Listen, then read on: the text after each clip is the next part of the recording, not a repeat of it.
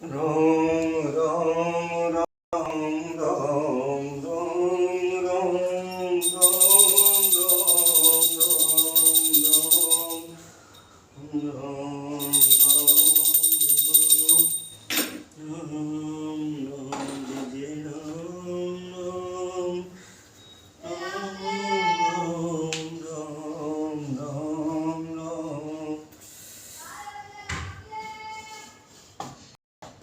जय जय श्री सीताराम।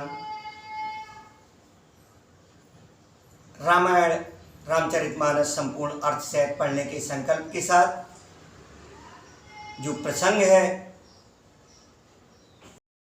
शूर्पणखा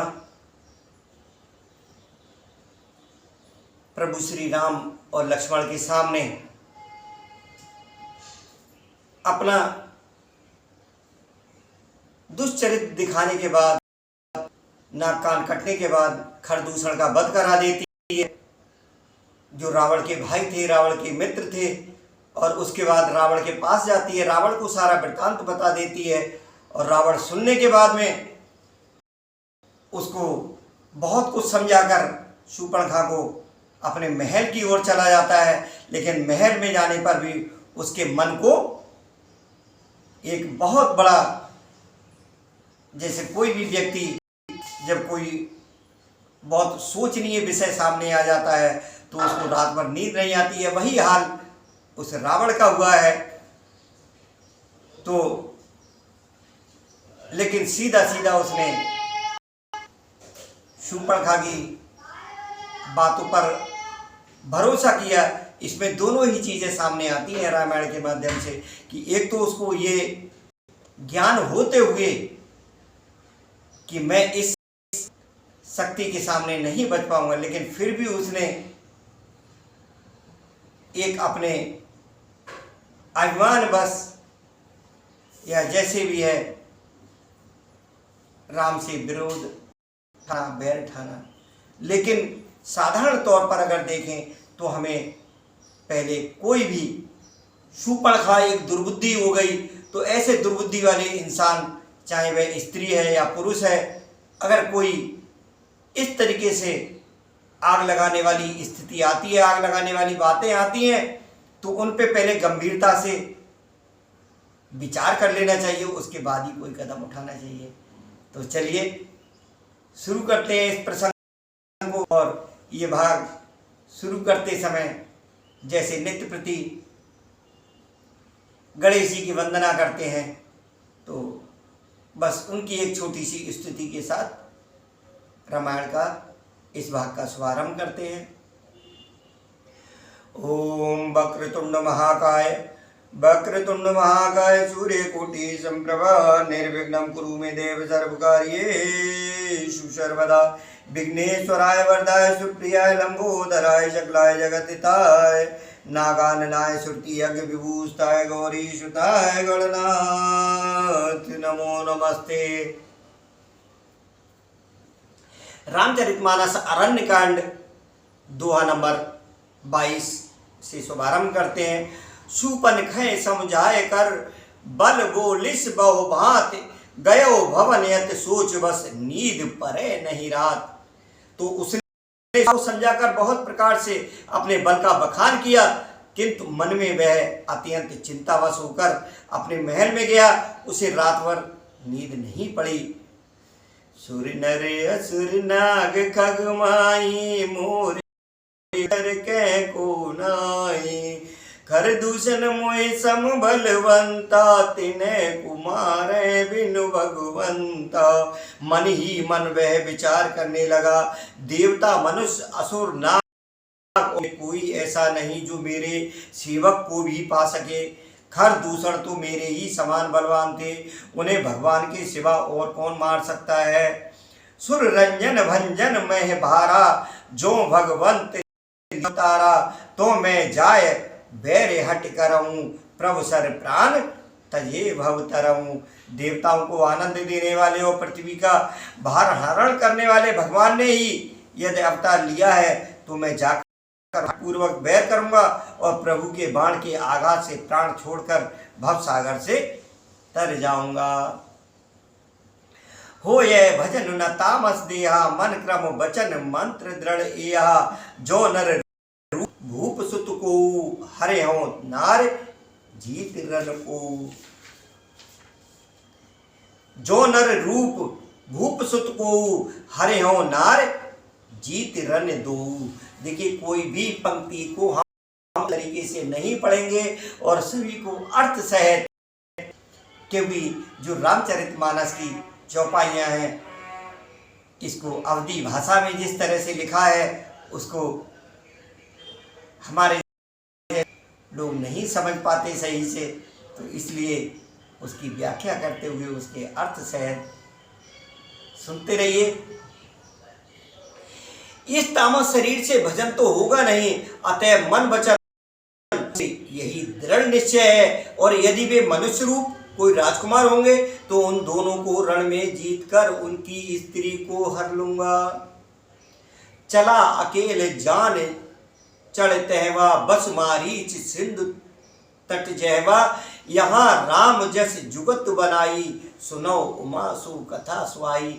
यूं विचार कर रावण रथ पर चढ़कर अकेला ही वहां चला जहां समुद्र के तट पर मारीच रहता था। तो शिव जी कहते हैं कि हे पार्वती, देखिए इस रामचरितमानस को जो लिखा गया है, मैं इससे पहले भी एक दो भागों में नहीं कई भागों में बता चुका हूँ, जानकारी दे चुका हूँ और बीच बीच में ये जानकारी देता रहता हूँ कि ये जो कथा है रामचरितमानस जो है, इसको भगवान भोलेनाथ ने माता पार्वती के कहने पर जो राम कथा सुनाई थी, वही राम कथा, वही रामचरितमानस के रूप में संपूर्ण रूप से ये लिखी गई है, जिसको स्वयं रुद्र अवतार हनुमान जी ने सहायता करके, प्रेरणा देकर तुलसीदास जी का पूरा साथ निभाया, साथ दिया। और ये कलयुग में ही घटना हुई थी। किंतु जो भगवान भोलेनाथ ने कथा सुनाई है, ये त्रेता युग की कहानी है, तो इसको बस ये मान करके कि हम भगवान भोलेनाथ की कही हुई कथा जो माता पार्वती को सुनाई है, उस कथा को सुने हैं, ये विचार कर अगर आप इसको सुनेंगे तो निश्चित रूप से कोई रोक नहीं सकता आपके कल्याण होने के लिए, आपका जीवन सुखमय होने के लिए कोई नहीं रोक सकता। प्रभु अवश्य कृपा करेंगे, क्योंकि उसमें देखिए महारुद्र भगवान भोलेनाथ और जगदम्बा जगत जननी माता पार्वती की भी कृपा होगी, प्रभु श्री सीताराम जी की तो कृपा होगी ही होगी, साथ में संकट मोचन हनुमान जी की कृपा इसमें समाहित है पूरी तरह। तो सुनते रहिए। तो शिव जी कहते हैं कि हे पार्वती, यहाँ श्री रामचंद्र जी ने जैसी युक्ति रची वह सुंदर कथा सुनो। लक्ष्मण गए बाने जब लेन मूल फल कंद, जनक सुतासन बोले बेहस कृपा सुख ग्रंथ। लक्ष्मण जी जब कंद मूल फल लेने के लिए वन में गए, तब अकेले में कृपा और सुख के समूह श्री रामचंद्र जी हंसकर जानकी जी से बोले, सुनो प्रिया व्रत रुचिर सुशीला, मैं कछु करव ललित नर लीला। तुम पावक मोह करो निवासा, जो नग करो निशाचर नाचा। हे प्रिय, हे सुंदर, पातिव्रत धर्म का, पतिव्रत धर्म का पालन करने वाली सुशीले, सुनो मैं कुछ मनोहर मनुष्य लीला करूंगा, इसलिए जब तक मैं राक्षसों का नाश करूं तब तक तुम अग्नि में निवास करो। जब है राम सब कहा वखानी, प्रभु पद धर ही अनल समानी। श्री राम जी ने ज्यों ही सब समझाकर कहा, त्यों ही श्री सीता जी प्रभु के चरणों को हृदय में धरकर अग्नि में समा गई। सीता जी ने अपनी छाया मूर्ति वहां रख दी। निज प्रतिबिंब राखते सीता, तैसे शील रूप सुविनीता। तो लक्ष्मण जी जब कंदमूल फल लेने गए हुए हैं, उनको इस चीज का कुछ नहीं पता है, और सीता जी ने अपनी ही छाया मूर्ति वहां रख दी, जो उनके जैसे ही शील स्वभाव और रूप वाली तथा वैसे ही विनम्र थी। लक्ष्मण हूं ये मरम न जाना, जो कछ रचित रचा भगवाना, 10 मुख गयो जहां मारीचा, नाय माथ स्वारथ रत नीचा। भगवान ने जो कुछ लीला रची, इस रहस्य को लक्ष्मण जी ने भी नहीं जाना। लक्ष्मण हुए मरम न जाना, जो कछु चरित रचा भगवाना। तो स्वार्थ पारायण और नीच रावण वहां गया जहां मारीच था और उसको सिर नवाया। नवन नीच के अति दुखदाई, जिम अंकुश धन उरग बिलाई। भयदायक खल के प्रियाई, जिम अकाल के कुसुम भवानी। नीच का झुकना नम्रता भी अत्यंत दुखदाई होता है, जैसे अंकुश, धनुष, सांप और बिल्ली का झुकना। हे भवानी, दुष्ट की मीठी वाणी भी उसी प्रकार भय देने वाली होती है जैसे बिना ऋतु के फूल। कर पूजा मारीच तब सादर पूछी बात, कवन हेतु मन व्यग्र अति अक्सर आया हो तात। तब मारीच ने उसकी पूजा करके आदत पूर्वक बात पूछी, हे तात, आपका मन किस कारण इतना अधिक व्यग्र है और आप अकेले आए हैं। 10 मुख सखल कथा ते आगे, कही सहित अभिमान अभागे। हो कपट मृग तुम छलकारी, जे विधि हरे आनौ नृप नारी। भाग्यहीन रावण ने सारी कथा अभिमान सहित उसके सामने कही और फिर कहा, तुम छल करने वाले कपट मृग बनो, जिस उपाय से मैं उस राजवधू को हर लाऊं। ते पुण्य कहा सुनौ 10 सीसा, ते नर रूप चराचर ईसा। तासो तात बयर नहीं कीजे, मोरे मारे मरे जाए जीजे। तब उसने मारीच ने कहा, हे दस्यु सुनिए, वे मनुष्य रूप में चराचर के ईश्वर हैं। हे तात, उनसे बैर ना कीजिए। उन्हीं के मारने से मरना और उनके जिलाने से जीना होता है, यानी सबका जीवन मरण उन्हीं के अधीन है। सुन मख राखन गयो कुमारा, बिन फर सर रघुपत मोहि मारा। सत जो जन आयो छन माही, बैर किए भल नाई। यही राजकुमार मुनि विश्वामित्र के यज्ञ की रक्षा के लिए गए थे। उस समय श्री रघुनाथ जी ने बिना फल का बाण मुझे मारा था, जिससे मैं क्षण भर में 100 योजन पर आ गिरा। उनसे बैर करने में भलाई नहीं है। भय मम कीट भृंग की नाई, जय तय मैं देखो 2 भाई। जो नर तात तदप यति सूरा, तिनय विरोध न आये पूरा। मेरी दशा तो भृंगी के कीड़े की सी हो गई है। अब मैं जहां तहां श्री राम लक्ष्मण दोनों भाइयों को ही देखता हूं। और हे तात, यदि वे मनुष्य हैं तो भी बड़े सूरवीर हैं, उनसे विरोध करने में पूरा ना पड़ेगा, यानी सफलता नहीं मिलेगी। जेह ताल का स्वभाव हत, खंडेओ हर को दंड। खर दूषण तिसरा वधेउ, मनुज की असे बरिवंड। जिसने ताड़ का और स्वभाव को मारकर सिद्धि का धनुष तोड़ दिया और खरदूषण और त्रिसरा का वध कर डाला, ऐसा प्रचंड बली भी कहीं मनुष्य हो सकता है। जाओ भवन कुल कुशल विचारी, सुनते दीन शिवो नारी। जाओ भवन कुल कुशल विचारी, सुन जरा दीन शिवो गारी। गुर जिम मूल कर समम बोधा, को मोह समान को जोधा। अतः कुल की कुशल विचार कर आप घर लौट जाइए। ये सुनकर रावण जल उठा और उसने बहुत सी गालियां दी, दुर्वचन कहे। कहा, अरे मूर्ख, तू गुरु की तरह मुझे ज्ञान सिखाता है, बता तो संसार में मेरे समान योद्धा कौन है। तब मारीच हृदय अब अनुमाना, मारीच ने हृदय में अनुमान लगा लिया कि नवै विरोधे नहीं कल्याणा। शस्त्री मर्मी प्रवसट धनी, वैद बंद कब भानस गुनी।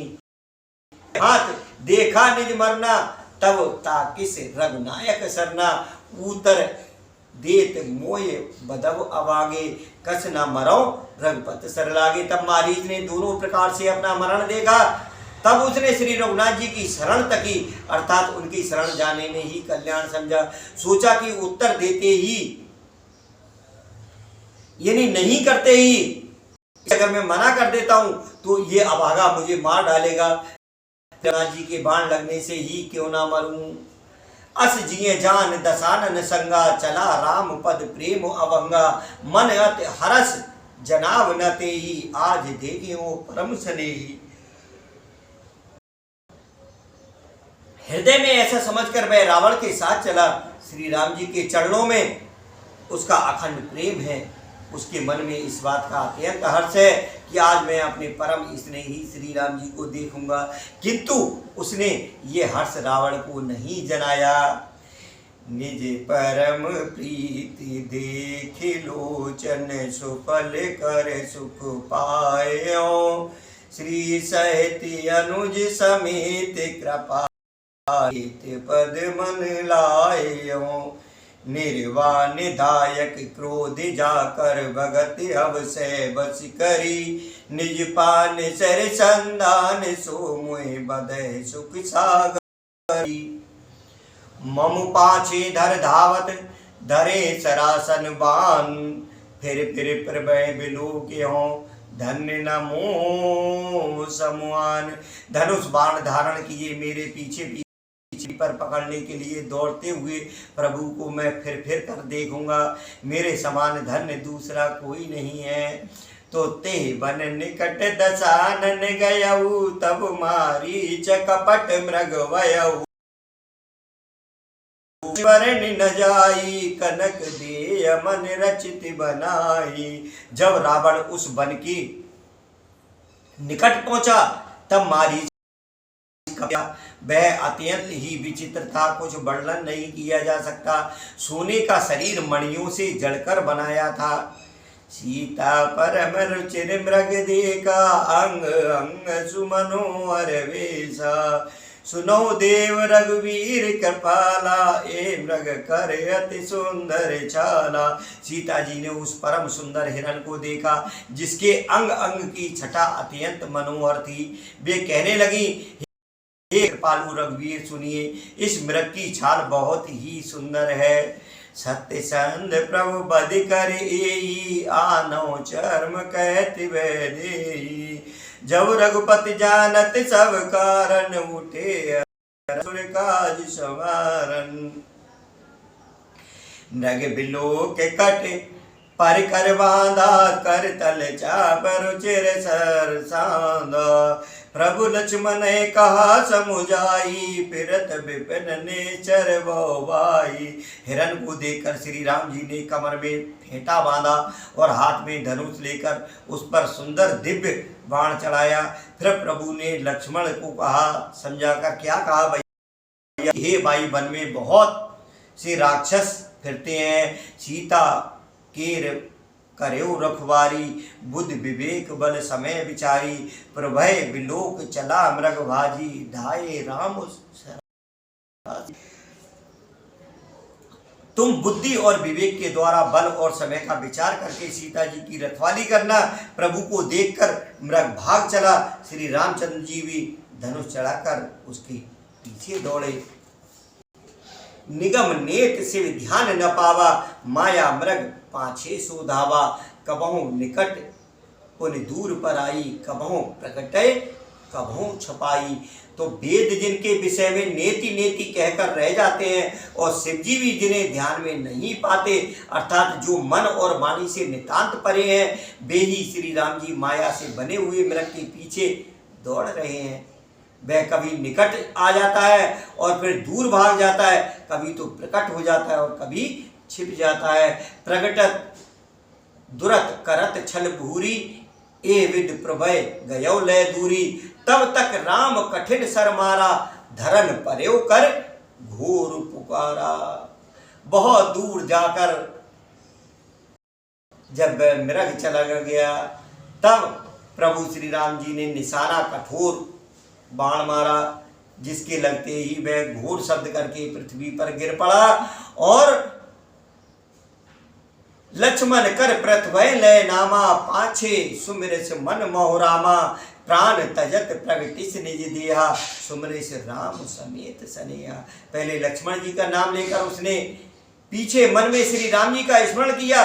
प्राण त्याग करते समय उसने अपना राक्षसी शरीर प्रकट किया और प्रेम सहित श्री राम जी का स्मरण किया। अंतर प्रेम तासु पहचाना, मुनि दुर्लभ कीन दीन सुजाना। तो सुजान सर्वज्ञ श्री राम जी ने उसके हृदय के प्रेम को पहचान कर उसे वह गति दी जो मुनियों को भी दुर्लभ है, यानी अपना परम पद दे दिया। विपुल सुर बरस हैं गावे प्रभु गुण गात, निज पद दीन असुर कहूं दीन बंद रघुनाथ। देवता बहुत से फूल बरसा रहे हैं और प्रभु के गुणों की गाथाएं गा रहे हैं। श्री रघुनाथ जी ऐसे दीन बंधु हैं कि जिन्होंने असुर को भी अपना परम पद दे दिया।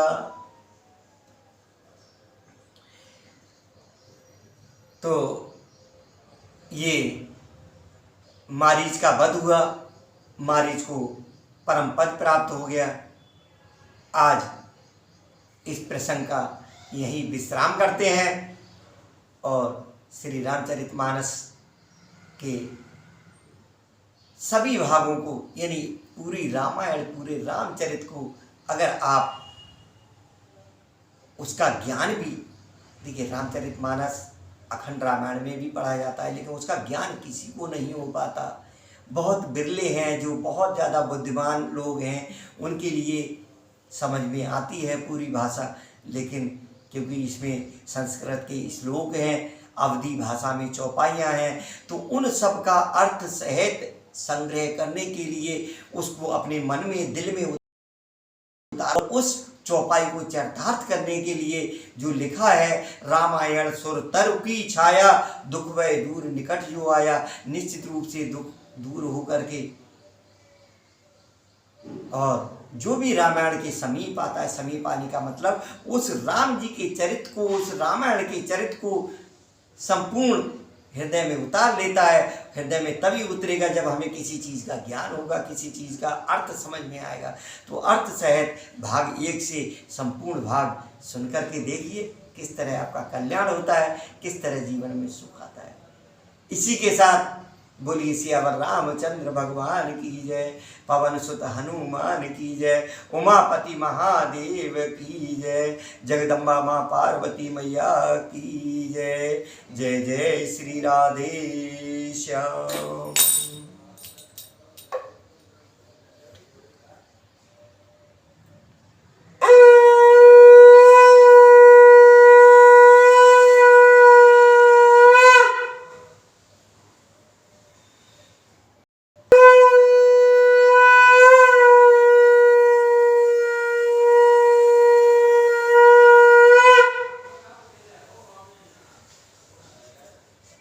रामायण सुर तर की छाया, दुख वै दूर निकट जो आया। मंगल भवन अमंगल हारी, द्रवौ सुदशरथ अजिर बिहारी।